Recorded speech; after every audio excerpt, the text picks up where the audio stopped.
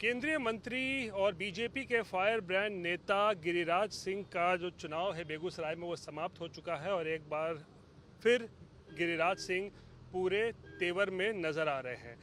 आज तक पर वो हमारे साथ इस वक्त एक्सक्लूसिव मौजूद हैं। गिरिराज जी ये बताइए, आपका अपना चुनाव तो समाप्त हो गया है, काफ़ी दिनों से आप बेगूसराय में थे। क्या लगता है 4 चरणों के चुनाव के बाद 400 प्लस का जो एक टारगेट है या संकल्प है बीजेपी का, कितने दूर कितने पास? दूर नहीं, अब तो पास है। 4 चरण में ही हमें बहुमत मिल चुका है।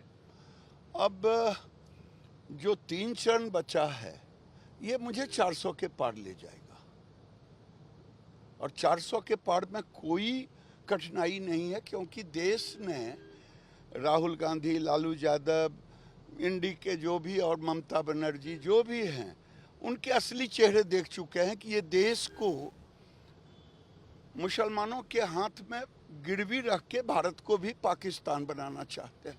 चाहे मुसलमानों को आरक्षण दे करके, चाहे मुसलमानों का तुष्टीकरण करके। ये भारत को न विकास का मॉडल है मोदी जी जैसा। मोदी जी ने जो कहा कि विकास और विरासत, तो न विरासत पर ये बोल रहे हैं, ये विरासत को तो खत्म करना चाहते हैं। ये लोग तो भारत को पता नहीं क्या समझ लिया है, धर्मशाला समझ लिया है। लालू जी ने, ये जैसे लोग, ये राहुल गांधी का तो बात ही नहीं समझ में आता है। वो क्या बोलना चाहते हैं, क्या बोलते हैं। वो तो अभी तक उनको भारत का दशा और दिशा नहीं मालूम है। वो बच्चों की तरह एक बात उठाते हैं, वही बात उठाते रहते हैं। तो राहुल गांधी तो दावा कर रहे हैं कि 150 के पार बीजेपी इस बार जाएगी नहीं, सत्ता पर। अब अपना हिसाब किताब लगा लें कि जितना पिछले बार था उससे कितना नीचे आ रहे हैं, उसको बचा लें, यही बहुत बड़ी बात होगी। गिरा जी, आप बार बार कह रहे हैं कि चुनाव जब संपन्न हो जाएगा तो उसके बाद सोनिया गांधी हो या राहुल गांधी हो, वो विदेश भाग सकते हैं। आखिर ऐसा क्यों आप बयान दे रहे हैं? इसलिए बयान दे रहा हूं कि सनातन धर्म को खत्म करना चाहते हैं। कर्नाटक में उन्होंने आज हमें यादव, कोयरी, कुर्मी ऐसे लोगों को हमने आरक्षण दिया। वो मेरे सनातन का एक अंग है। क्या आप मुसलमानों को घुसेड़ देंगे? तो तुष्टीकरण तो 52 से नेहरू ने करते रहे और करते करते करते करते इन लोगों का योगदान क्या है? ये दोनों तो कोई एमिनो हैं, कोई सेमिनो हैं। तो इन लोगों को क्या भारत से कमजोरी है? जिस ढंग का ये एक्शन कर रहे हैं, संपत्ति ले लेंगे लोगों का। अरे भाई, संपत्ति ले लोगे छोटे मोटे किसान का, छोटे मोटे व्यापारी का, हम कानून बनाएंगे, हम हटा देंगे फलना धारा, यानी कानून को भी तोड़ देंगे। ये भारत में गृह युद्ध भी करवाना चाहते हैं और मुसलमानों को तहजीब देके भारत को समाप्त भी। अगर हमारा आरक्षण यादव का, कोयरी का, कुर्मी का, अति पिछड़े का, एससी का अगर छीनेगा तो हम क्यों नहीं बोलेंगे? मुसलमान को क्यों आरक्षण देनी चाहिए? अगर मैं तो नहीं समझता हूं कि मुसलमानों को आरक्षण देने की बात है। मुसलमान को तो हम लोगों ने इतना आरक्षण दिया है कि पाकिस्तान में भोजन नहीं मिल रहा है, यहाँ बोलने का आरक्षण है। आज़ादी है, मतलब आप कहना? हाँ, आज़ादी है। गाली देने की भी आज़ादी है। राहुल और सोनिया के विदेश जाने के पीछे क्या तर्क है? अरे भाई, जब देश को तोड़ फोड़ रहे हैं, देश में गृह युद्ध करवाने की बात कर रहे हैं और हिंदू को समाप्त करने की बात कर रहे हैं, कर्नाटक में शुरू कर दिया, पिछड़े को शुरू किया ना भाई, ओबीसी बना देंगे मुसलमान को, तो हमारा पिछड़ा भाई कहाँ जाएगा? लालू जी की भले जुबान बंद हो जाए, लेकिन गिरिराज सिंह जैसे लोग, अगर हमारे हिंदू पिछड़ों का हक छीना गया है तो हम तो बोलेंगे। कल अगर बिहार में लालू आ गए तो लालू भी छीन लेंगे। ज़्यादा भाइयों से भी मैं अपील करता हूँ, कुर्मी, कोयरी, निषाद, सबसे अपील करता हूँ, पहचानो ये लोग वोट के खातिर मुसलमानों को तहजीब दें। राहुल फिर कहाँ जाएंगे चुनाव के बाद? अब चुनाव के बाद बुढ़िया बिस्तर लगता है बांध लेंगे, यही दिख रहा है। जो रंग रूप बना रहे हैं उसमें तो बुढ़िया बिस्तर बांधने का ही उपाय है। कहाँ जाएंगे बुढ़िया बिस्तर बांध? और कहाँ जाएंगे? इटली न जाएंगे और कहाँ जाएंगे। इटली चले जाएंगे। जिस ढंग से ये बिहार में पूरे देश में माहौल बना रहे हैं, उस माहौल से क्या लगता है, अगर भारत के अंदर पिछड़े हिंदुओं को तबाह करना शुरू कर दिए और मुसलमानों को उठाना शुरू कर दिए तो भारत का हिंदू कहाँ जाएगा।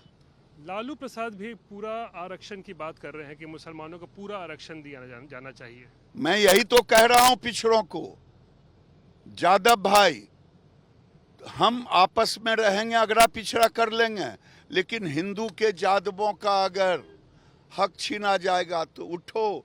लालू जी जादव नहीं हैं, लालू जी अपने परिवार के लिए जादव है, लालू जी जादवों के लिए जादव नहीं है। मोहन यादव दूर दूर तक नहीं दिखाए, मोहन यादव बीजेपी में है। मोहन यादव, लालू जी आप बता दीजिए कि 35 साल में लालू जी ने परिवार से बाहर किसको सम्मान दिया। इस बार भी दो बेटियां चुनाव लड़ रही हैं। इस बार दो बेटियां लड़ रही हैं, तीनों पद पे खुद खड़े हैं, माँ बेटा सब खड़े हैं। तो ऐसा लग रहा कि लालू जी केवल अपने परिवार को बचाने के लिए जादव हैं, इसीलिए मुसलमानों को आरक्षण की बात कर रहे हैं।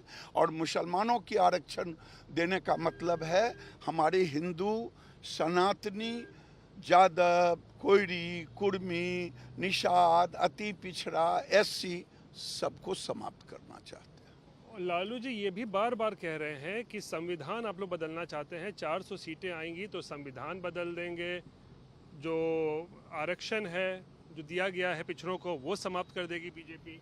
पिछड़े का आरक्षण दुनिया की कोई ताकत नहीं कि हटा सकता है, और मुसलमानों का भी आरक्षण अगर 400 के पार आएगा उसको हम होने नहीं देंगे।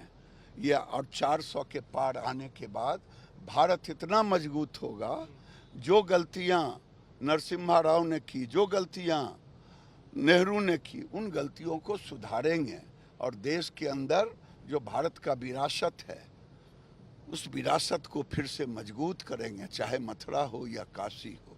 क्या करेंगे मथुरा काशी में, क्या करेंगे 400 पार होगा? अरे भाई मजबूत होगा तो वहाँ अच्छी बिल्डिंग बनेगी, मजबूत होगा तो हम अपने विरासत को उठाएंगे। 400 पार अगर 300 पार हुआ, 303 सीटें आई तो 370 धारा ये लोग हटने देते क्या?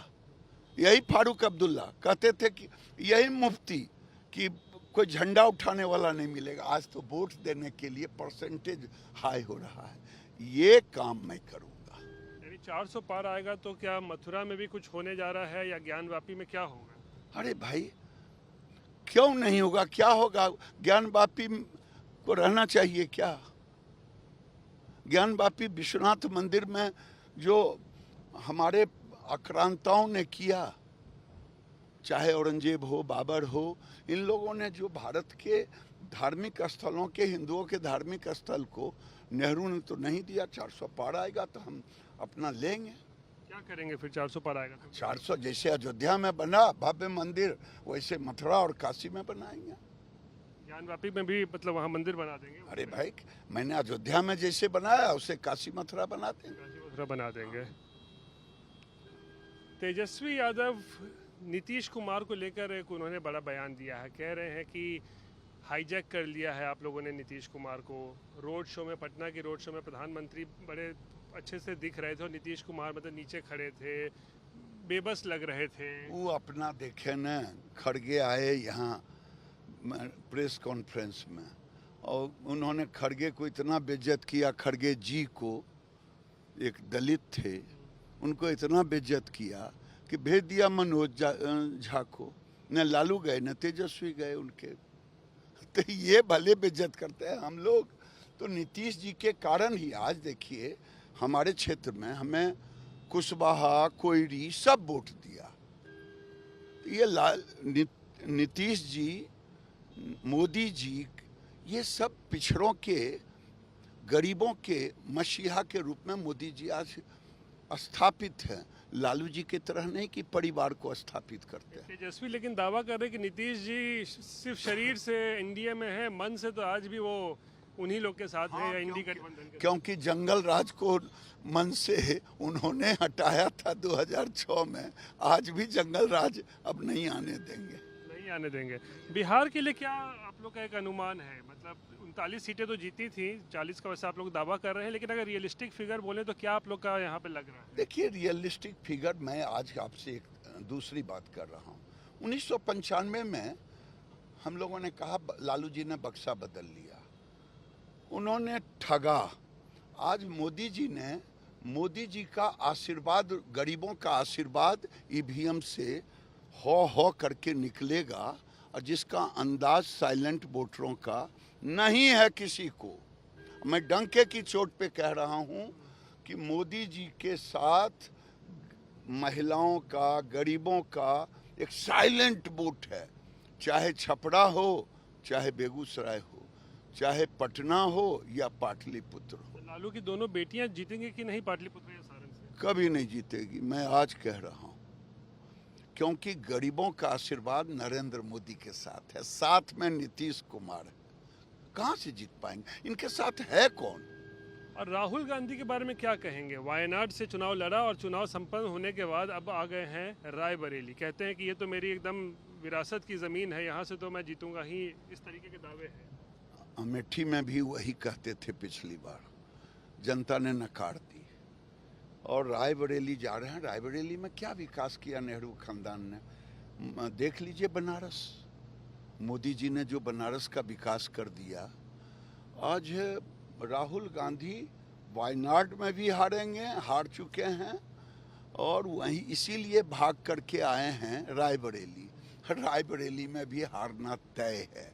उसी के बाद बुढ़िया बिस्तर समेट के कहाँ जाएंगे इसकी मालूम नहीं। आप तो बोले इटली चले जाएंगे हार के बाद। चले जाएंगे, जरा घूम फिर करके आएंगे, नहीं मन लगेगा तब फिर आएंगे।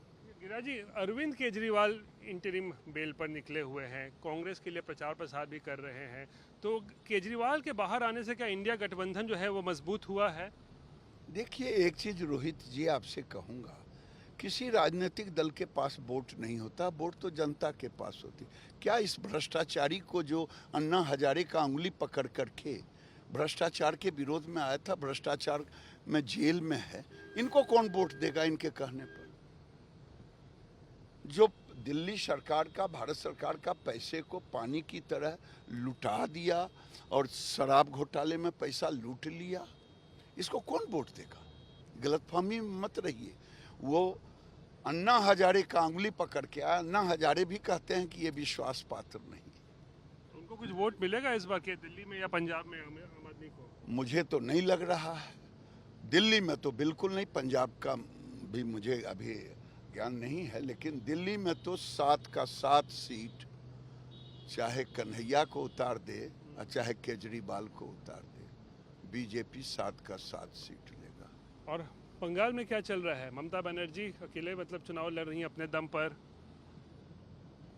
ममता बनर्जी इसलिए नहीं, ममता बनर्जी आज बुरी स्थिति में है, क्योंकि जिस ढंग से उन्होंने बंगाल को इस्लामिक स्टेट बनाने की कोशिश की है, वहाँ से हिंदू का पलायन शुरू हो गया है।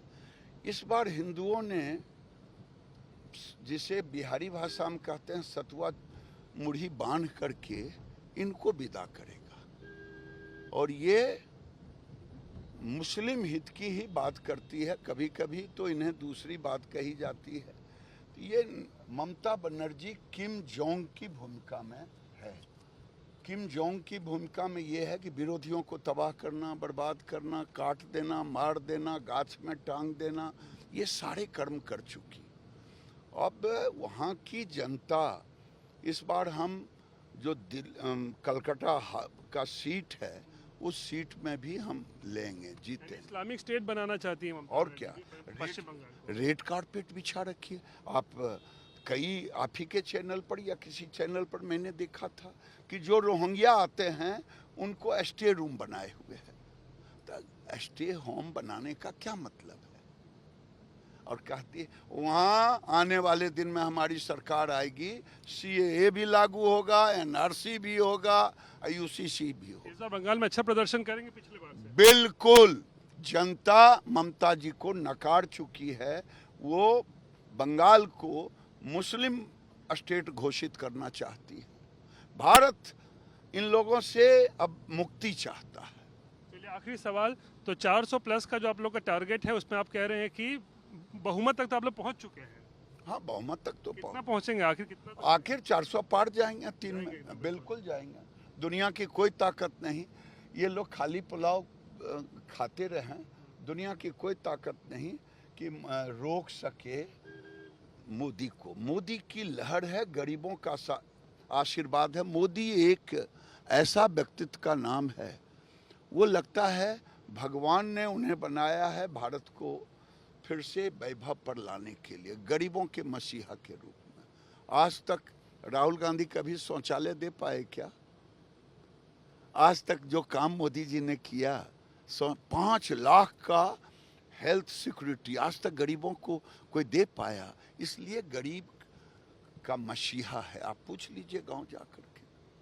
चलिए, शुक्रिया गिरिराज जी बात करने के लिए। तो ये थे गिरिराज सिंह, उनका चुनाव समाप्त हो चुका है बेगूसराय में, अब पूरे फॉर्म में आ गए हैं, पूरे बिहार में प्रचार प्रसार कर रहे हैं और दावा कर रहे हैं कि 400 प्लस का जो टारगेट और नारा जो बीजेपी का है वो किसी हाल में भी पूरा होगा और दुनिया की कोई ताकत रोक नहीं सकती है। कैमरा पर्सन दीपक कुमार के साथ रोहित सिंह, पटना आज तक।